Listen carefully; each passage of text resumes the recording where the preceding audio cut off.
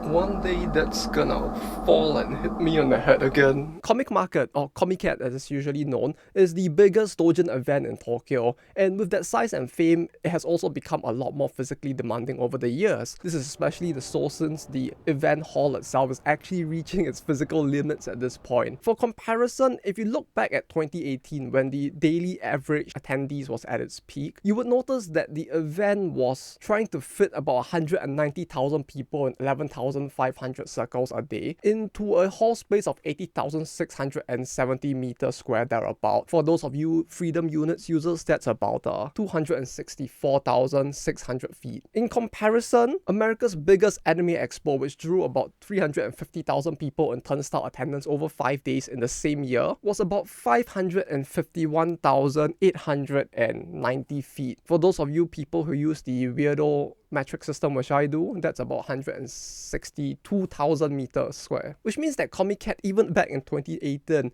was basically trying to fit almost 2.5 times the number of people into a space that was half the size. And for those of you who didn't know, Anime Expo already looked like this according to pictures of the time. So suffice to say, the event is very packed. And with all of that comes all of the pushing, the shoving, the long queues with people queuing for hours on end just to get into the event itself. And not only that, but Comiket actually takes place in the middle of the two harsher seasons in a year, summer and winter, the fire and the ice of the two different, I think the Christian and Norse hell. And the thing is, I personally enjoy the event, but I'm a masochistic weirdo, so it's a little bit different why I would want to go to the event, and also why I can see some people just simply not enjoying their experience, right? Imagine spending 4 hours queuing to get into the event, or maybe you're one of the people who goes at like 8 a.m. to queue all the way to 10:30, or 6 a.m. to queue all the way to 10:30, only to go into the halls around 11:30 to 12, and then to realize that there's nothing you want and that everything was not what you expected, and then it just all feels horrible instead, right? The event experience is kind of like what the Australians would call some Vegemite, eh? Is that am I allowed to make that impression? I hope so. But in the sense that the event itself actually draws a lot of people who really like it or really hate it because of how extreme it is. Kind of like with natto and blue cheese as well. So some people will go, get the best experience they ever expected, tell their friends about it, and their friends will go and potentially have the worst experience of their life because of how packed it is and how different it is from a convention that you would generally expect to see in America or in the rest of the world. However, at the same time, Comiket isn't actually all that representative of all events that exist within the space, because it is very unique in multiple ways, both in terms of its fame and also the fact that it's one of the rare few what we would call an all-genre events, and the biggest one at that, where you can basically bring whatever you want to the event and have it work out. So with this video, what I'm planning to do is to hopefully go through some of the general types of doujin events, both in terms of variety and scale, and what you can expect to see at the events, and hopefully it will help you guys to find the experience that is more tailored for you if you actually want to explore the doujin culture within Japan itself. So the best way I can think of doing this is to split it into two categories, a spectrum in a way, with 3 different tiers, which also go down a sort of spectrum as well. The 2 categories are the all genre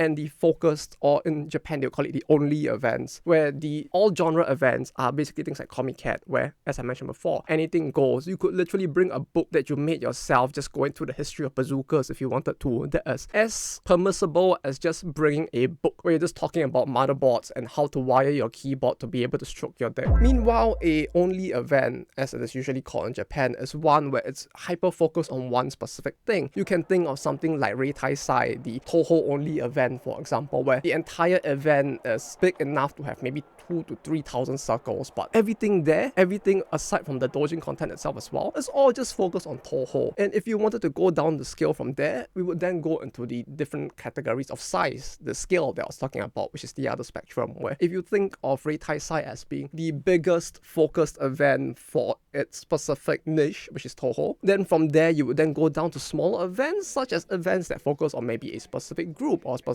character as well, and those would tend to be the smaller ones instead. So when I'm talking about scale, usually when I'm talking about the large ones, putting Comiket aside, because Comiket is quite an anomaly to begin with, when I say large, I'm talking about something with about more than 1,000 circles in general. These are things like Reitai Sai, your Comitias and the like, which we'll go through a little more later on. You have the moderately sized ones which scale from between that to 100, and anything below 100, I'm talking about a small event, which you might be surprised. You can even find some that even go go below 20 circles at that. And the reason why it's split among these two axes is because of the fact that most events kind of lie somewhere in between this entire spectrum of these 6 different categories. Although I would say it kind of looks like a right-angled triangle where the triangle starts to widen as you go towards the focus events, and when it comes to the all genres, it's mostly just around the large to the moderate size events. The reason for this is because of the fact that it is very difficult to obviously have a pure and truly all genre event if you don't have the space to hold it, because eventually things will kind of get focused down by virtue of the size of the event alone, and because of the fact that things can exist somewhere in the middle. For example, you have events such as Comiket, which I just mentioned, which is an all-genre event, but it has a stipulation that your work cannot be a derivative work. That is to say, it has to be OC stuff. So it can be anything, be it you make your own OC Doujin, which the Inkia Ojo-sama series, right? The one with this funny girl in it.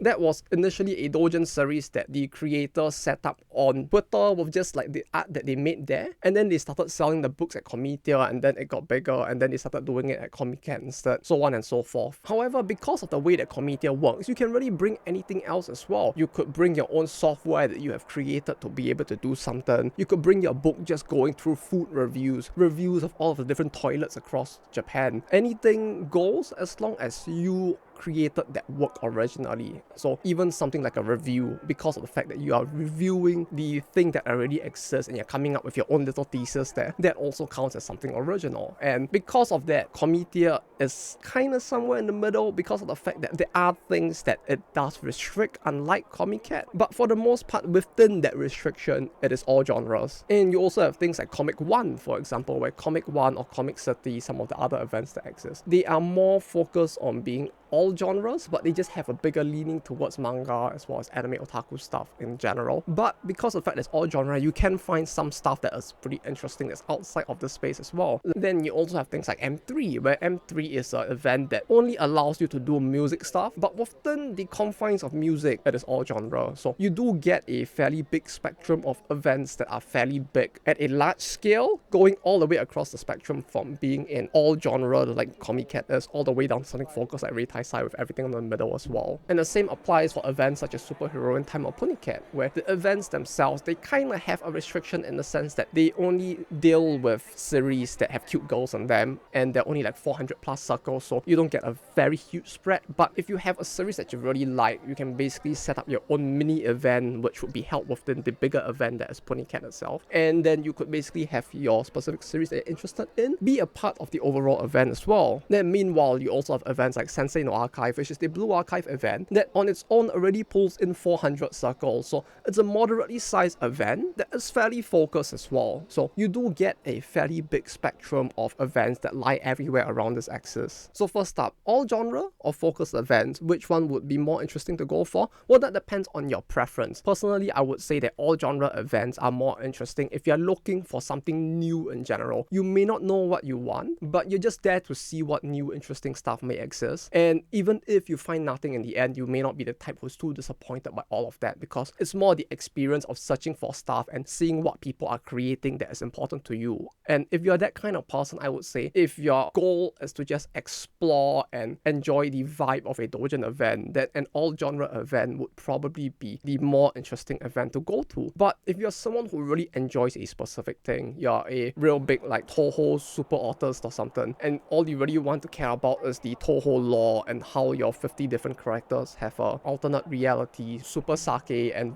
Fumo battles or something, then a focused event like Reitai Side, for example, might be more up your alley because of the fact that it is an event that goes directly into what you're interested in, and you don't have to deal with the fatigue and the stress of going through a large all-genre event where you may not even find the things you're looking for, and you'll spend so much time traversing all of that space only to see a lot less of the things that you actually want to be there to see. As to what scale of event would be the best to go to, well, that depends as well, once again, on whether you prefer quantity or interactability. The biggest draw to me, at least, of smaller events is just the fact that you're actually able to spend a lot more time interacting with the artists themselves. The issue, or I guess the disadvantage of a very big event is that because of the fact that it is usually so packed and people are constantly moving around, it's very difficult to stay at a specific circle and just like talk to the artists or the creators themselves if you really want to, because of the fact that the event just simply is not built for that. But with a smaller event, typically the number of visitors are also lower along with the number of circles, and so for the individual circles that are there, you can actually spend more time talking to them because the halls aren't as packed, which allows you to essentially do what the original concept of Doujin events in Japan were meant to be, which was not to just create and purchase derivative works, but to meet like-minded people and interact with them and basically form that kind of community instead. This is something that you'll see in the way that the events themselves are typically designed. With smaller events, what usually you would see is that there's more space between the circles so that people can walk through while there are people just standing and talking around the circles. The individual circles are getting much bigger desk space as well, where in other events, the smaller ones in particular, typically you're getting a full-size foldable table, but with Comiket, typically, if I'm not mistaken, you're only getting half of the table because most of the tables are basically split into table number A and B, and unless you buy the entire A-B slot for yourself, you're typically sharing half a table with someone else, so there's less space to put up the stuff that you actually want to display, and there's less space for elaborate displays as well. And as a result as well, you tend to see that if you go to a smaller event, the circles themselves, some of them tend to be a lot more sociable as well, where in the bigger events in particular, typically people are just pretty fine with just like passing you the thing, you pass them the money, and then you just go on. They usually won't try to interact too much because they know that it's very difficult and that you might be running a whole bunch of different circles as well. But with a smaller event, sometimes the circles might just outright talk to you as well because of the fact that they see that you like the thing and they're like, oh, so you like this character as well, or you like this thing as well. And they'll try to like, some of them might even try to pick up conversation through things like this. I do remember even for the Arogoro one that I went to, there were multiple times where like the circles, maybe it's because of the way I do the hair and stuff, that like they would just stop me and be like, hey, haven't I seen you before? You look like my ex. And I'm like,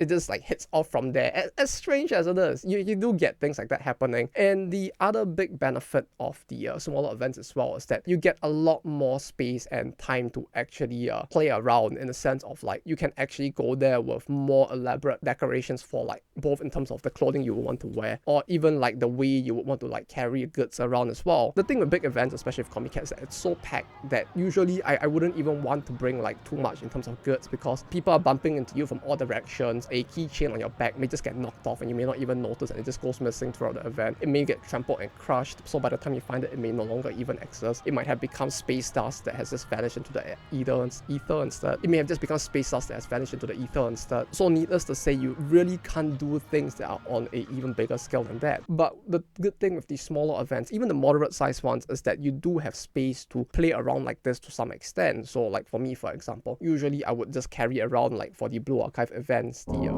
choco ponies over there and the backpack, and just have their heads sticking out, and I'll just like walk around with that on. And there are some people who would really just have them like in the jacket or like on a funny chain or something that they're wearing around their neck. And because of all of this, you do see people dressing, and I would say intentionally having fun with the fact that they can just show off all of this stuff as well. And the interesting thing is that it also makes for a good conversation starter, because a lot of why people do this as well is to basically show off what they like, so that people who also like the similar thing within the overall thing, right? Like you like Reimu specifically from Toho, then you might see this person with like a life-size like Reimu plushie just like piggybacking on him, and you can be like, oh cool, this guy probably likes the same thing I do, and the conversations do start from there as well, both with the circles as well as with the other people participating in the event. More space basically means that you can have more fun with interacting with other people, and people are more likely to reciprocate all of that as well. Like the smallest event I've been to was one where there were literally just 4 circles, and the people who attended, the maybe like 12 of us, were basically all just sitting around a bunch of tables, and we're just eating snacks and like taking pictures and like laughing and having fun. So it is very really possible to just end up in situations like this, where the interactions themselves with the other people who like the same thing are the biggest part of the event. So for people who really don't don't like that social interaction part of it, then I would say small scale events may not be something you would want to go to, or if you do, you might only really want to go to it as a side thing, like maybe for an hour at most, so that you can go and quickly get the stuff you want and leave. For those people, I would say if you don't like big crowds and you don't like social interaction, maybe a moderate size event, one that is like maybe not even 400 for that matter, maybe like 2 to 100 circles in size with a big enough venue space might be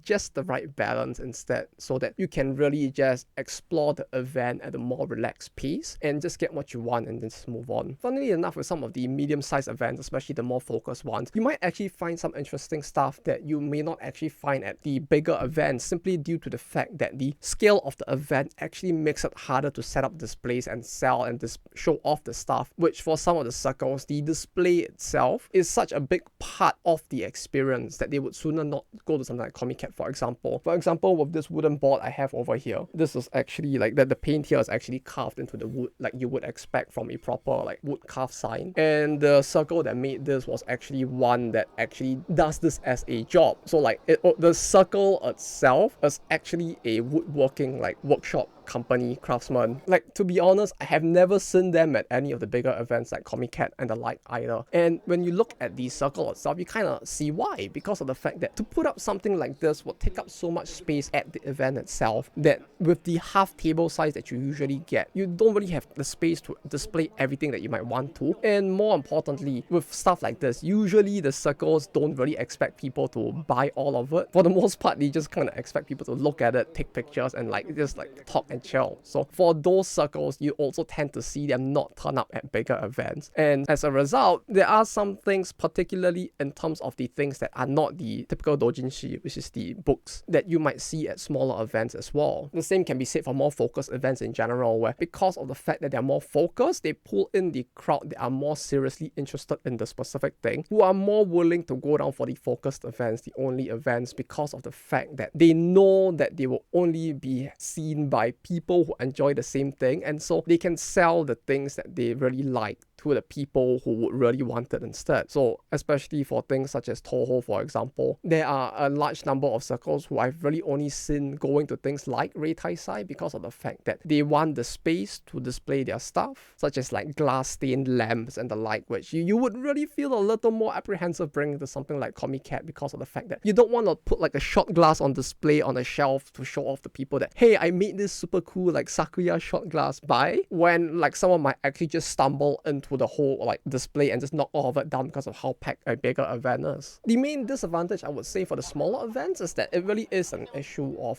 variety and quantity of circles. Sometimes, especially if you're into a very specific subculture, for example, you would see that some of the circles that turn up at every single small event are a same few number that basically just like hustle so much to try and help like boost and make the community look more alive, that they're just at every single event. And so if you're going there specifically to view what the circles have to display, sometimes you might, find that the quantity and variety is a lot less than expected as well. Also, unlike Comiket, these are the events where sometimes you do really just see people setting up booths or circles just so that they can set up a display, like literally with nothing to sell, just to show off something or advertise something, or just to show how much they love a specific thing. And like for those in particular, the goal is more about interaction than about sales, and so you really don't see them at things like Comiket because it just doesn't suit what they want to do. And so they end up in these smaller events where basically the whole goal is the interaction, and therefore stuff like this is a lot more common, which for people who might be looking for stuff to browse and perhaps purchase, it can also result in there being less variety for them to see. So in case the yap went on for too long, let me just like summarize all of this. If you're interested in exploring something new, all genre events might be good. If you are very interested in a very specific thing, you should just look for only events instead to avoid the disappointment. And in terms of the scale of the event, the bigger the event, the more stuff you can find and see. The smaller the event, the more chances you get to interact with the individual creators instead, as well as people within the community, because that is where the people who are more hardcore in the community also tend to gather. So depending on whether you want specifically to get stuff or to interact, the type of event you will want to go to can differ in my opinion. But But that said, up to this point, I've spoken a lot about what type of events might suit a person specifically. But do I have any recommendations that,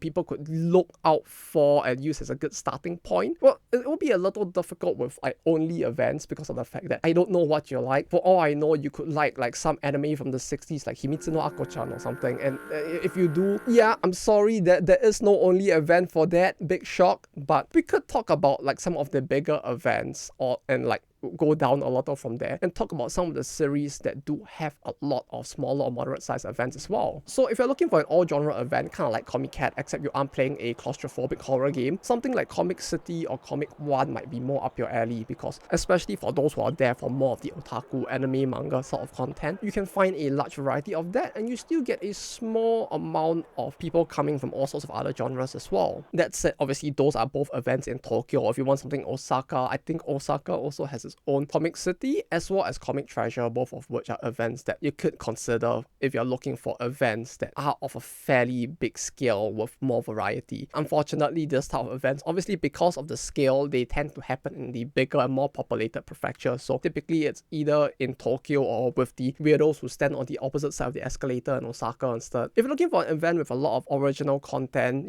something that basically could give you a fresh new experience, new things to look at in particular, then Comitia might be your best bet. That is one that's held in Tokyo, and the manga publications themselves, some of them actually turn out the event to give the people who bring their own manuscripts up their advice as well as pointers. So it's an event that is actually fairly tied to the overall like anime manga scene in general, while also giving you a perspective of all of the different things that people might be into and that they can hopefully find people who are commonly interested in during the event as well. You have kind of the same thing for music with M3, except that the labels don't actually go down for that. People just sell their music on SoundCloud like a rapper in America or something. And it's a mix of everything from like Toho music all the way to people just doing their own original like death metal indie stuff there as well. It's really an event that has evolved from its original roots as like Vocaloid and people who wanted to do music stuff and didn't want to do it in Comiket, to becoming in a way an indie music scene event of its own, with a bit more of an anime leaning, of course, with like the VTubers as well as the people who just do anime music style with like the anime graphics instead. If you are into BL, there's also a bunch of events. I think there's one called J Garden. Unfortunately, that's one I'm not as familiar with, but that is an event you can look into as well. There's Wonderfest if you're into figures, although recently that has been undergoing some issues with the organization, so some people are a little unhappy with the event, but for the most part it's still the bigger scale like figure event, both in terms of the garage kits that you can find there, and for the people who are interested in corporate like figures, like all the big companies, some of them also feature some of the newest figures there. Because of that, some people do start to question nowadays if it can really be still considered a Doujin event with how big the corporate circles are getting there, but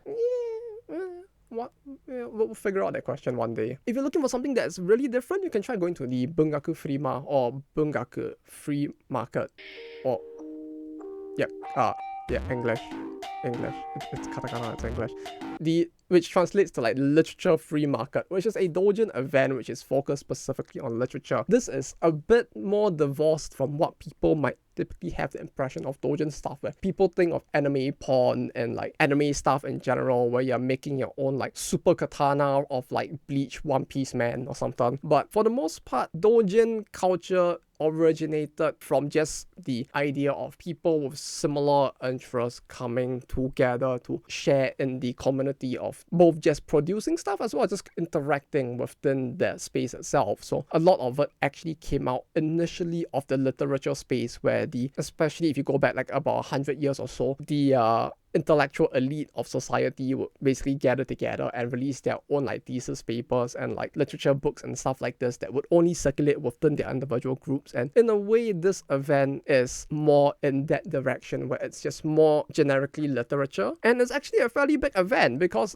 if I'm not mistaken, like the one in Tokyo, the last time around, it actually got about like 4,000 circles, so actually quite a big event in its own right. And if you want a broader perspective on what other stuff also counts in the doujin culture, it might be a pretty decent event to visit. In terms of the moderately sized events, there's quite a few. Like there's the few I mentioned before. There's Heroine Mix, there's Comiket, there's Superheroine Time. All three of those are a mix of a bunch of different series, with each having its own set of series and being organized in their own slightly different ways. For example, with Comiket and Superheroine Time, they actually have an after party where they basically have all of the shikishis, you know, the art done on one of these boards that you sometimes see in like TV shows or on like some stores where they have like some super famous person putting all of this up. With these events specifically, they actually do have the artists actually donating some of this, the circles that are there, or just like even the randoms who walk into the event. You can actually create one of these and actually donate it to the event, and they give away all of it at the end of the event in a lucky draw to the people who actually attend the after party. And they do have like rock paper scissors tournaments where they give away stuff like the event's own like advertisement poster, like this one over here, where basically at the end of the event, the original posters that are used in the event hall itself to tell you where the event is and all of that, they actually just give it away. And yeah, you can just win some of this if you're actually lucky as well. So there's a lot of stuff to just like play around with even after the Doujin segment of it is over. There are a bunch that I've also talked about on the channel before as well, like Rikukai Kuma, as well as the Blue Archive ones, which are, if I recall, like the Blue Archive ones, there's like maybe one like moderately sized ones maybe every few months now, and like it's getting quite big in its own way. There was one in Nagoya, I think, like in April, and that also did fairly well in spite of the fact that it's in like that one prefecture that nobody really wants to go to. Idol Master has multiple as well. I think one of the bigger ones is one called My Best Friend in Tokyo, where they even have a little plush corner for you to take all of your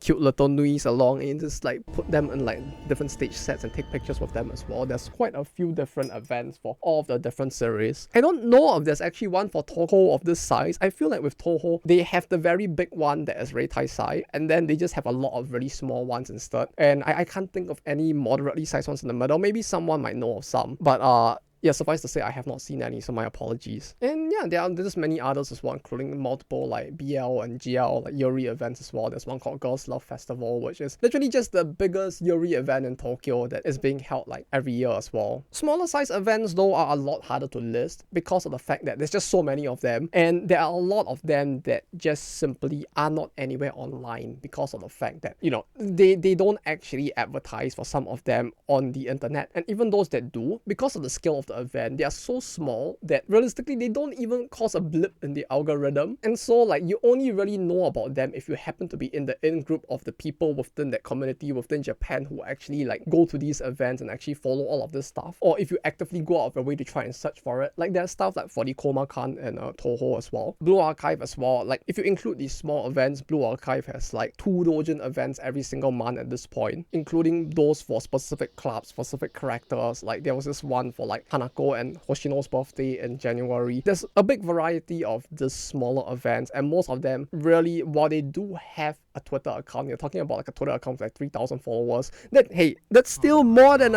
10 times what I have. So clearly I don't know shit about social media. But when it comes to like how far it spreads, right, to like people, especially people overseas who are trying to look for these events, it's really difficult unless you're already a creator in the space in particular. If you're really interested in these, I do recommend trying to dig into the specific series that you're interested in, because you never know, you could really well find it. Like Rosen Maiden has actually had its own event that has been going on every single year, even till this year. Like series that make me feel like a rotting corpse when I actually mentioned them in 2026 and realized that they have come out like 20 years ago. They still have their own individual events. Even Sega, which for some reason only really has a small event of its own, in spite of the fact that the company is really big. They do have their own like Doujin event as well, not sanctioned by the company itself, of course, but that the fans have set up for just everything Sega related, including the older consoles as well. For those who are interested in specific ones, like I know like there's an account on Twitter that actually puts up the list of all of the different like Blue Archive Doujin events. I'll put that as in the description of the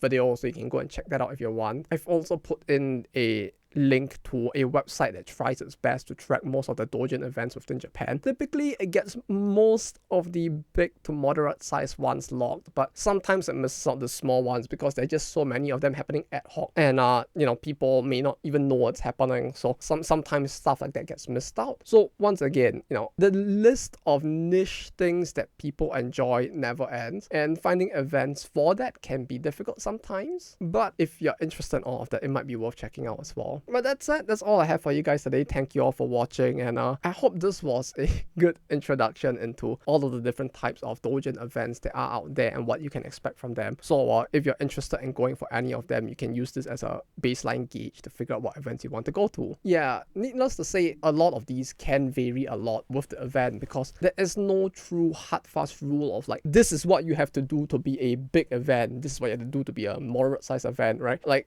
Sai just has like Itasha's like the design decal cast in the hall itself, taking up like a fair amount of space. They have a fairly big segment just for taiko as well, like just for people to play Toho songs on taiko. So, you know, events kind of just do what they want to do, and that's part of what makes the Doujin culture so interesting, because it really is just people gathering together to celebrate the things that they love. And so you kind of just get people doing whatever they want to in a way that can be very interesting. So if you're interested in all of that, once again, I do recommend searching for these events and maybe giving them an exploration, or like giving them a check out. So if you're interested in any of those, I do recommend just like searching up events that might suit your style and just giving them a check out instead. But that's all I have for you guys for today. Thank you all for watching, and thank you to the very epic people here who help to support the channel. It's thanks to every single one of you watching and all these epic people here that, you know, I'm able to keep doing all of this. So once again, thank you to everyone for all of the support. But that said, that's all from me for today. And so, until next time, I'm just glad that that poster in the background has not fallen down. Take care, and bye-bye.